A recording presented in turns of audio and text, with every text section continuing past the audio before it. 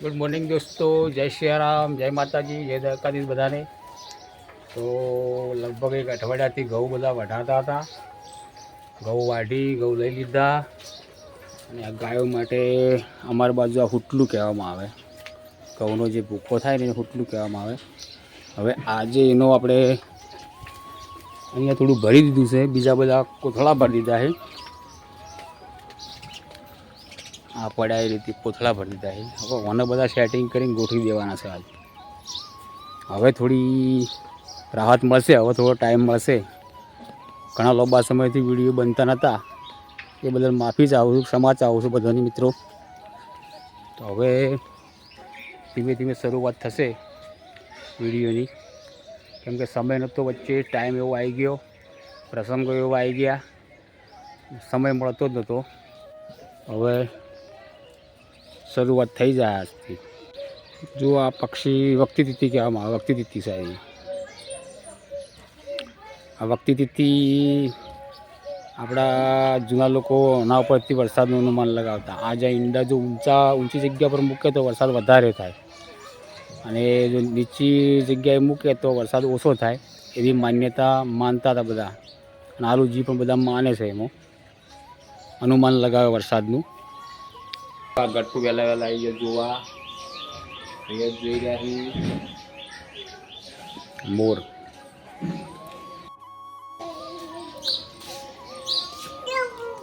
તો બે મોર આવી ગયા સવારે વહેલા વહેલા. એટલું ભાઈને આવ્યા છે. આપણે જવાનું છે ભાઈ પાટણ, ભાવુબેનની દવા લેવા માટે. તો ચલો નીકળીએ હવે પાટણ.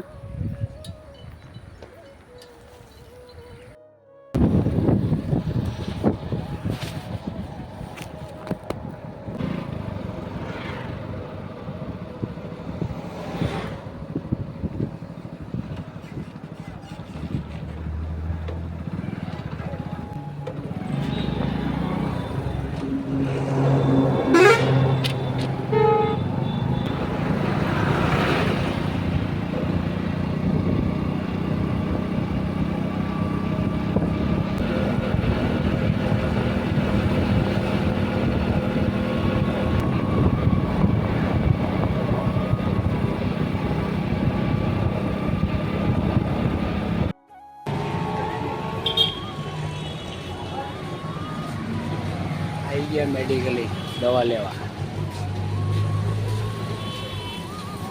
મેડિકલ આપણે વળતા આવ્યા લીંબડીવાળા ગોગ મહારાજના મંદિરે. વર્ષોથી આ રસ્તા ઉપર આપણે જઈએ છીએ. અહીંયા નાનું મંદિર હતું, અત્યારે તો વિશાળ મંદિર બની ગયું. સુંદર વ્યવસ્થા થઈ ગઈ અહીંયા.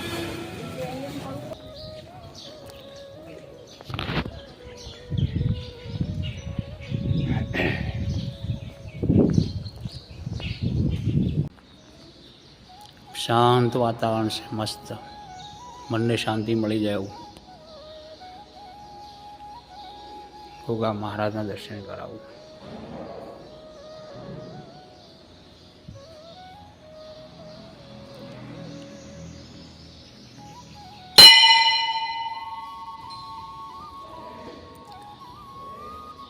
આ બધા નારિયેળ પડેલા છે મનતીના. આ લીમડાનું મેન થડું આ રહ્યું, લીંબડીવાળા ગોગ કહેવામાં આવે છે. નામ જ લીંબડીવાળા ગોગ પડી ગયું.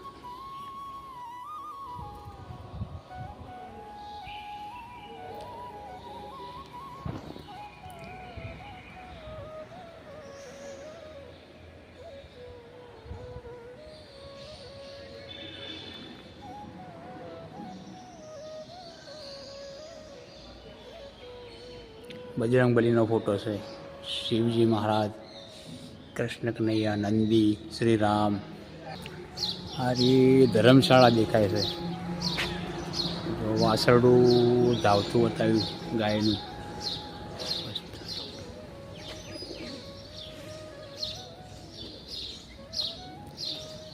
પીવાના પાણીની વ્યવસ્થા. હાઈવે નદી જો આ બેન બનાવે છે, રસ બનાવે છે. દેશી કોલું રસ પીવી હોય.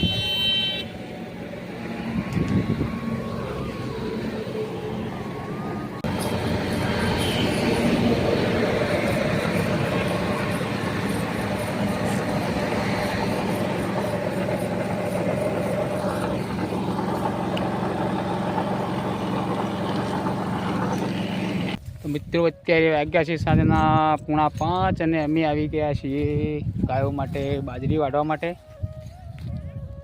તો કાયમી રૂટીન કામ ચાલુ થઈ ગયું. તો હા, અમે અશોકભાઈને લોકો પણ બાજરી જ વાઢે છે ગાયો માટે. અમારું અહીંયા વાઢવાનું ચાલુ થઈ ગયું. ચલો વાઢી લઈએ ગાયો માટે.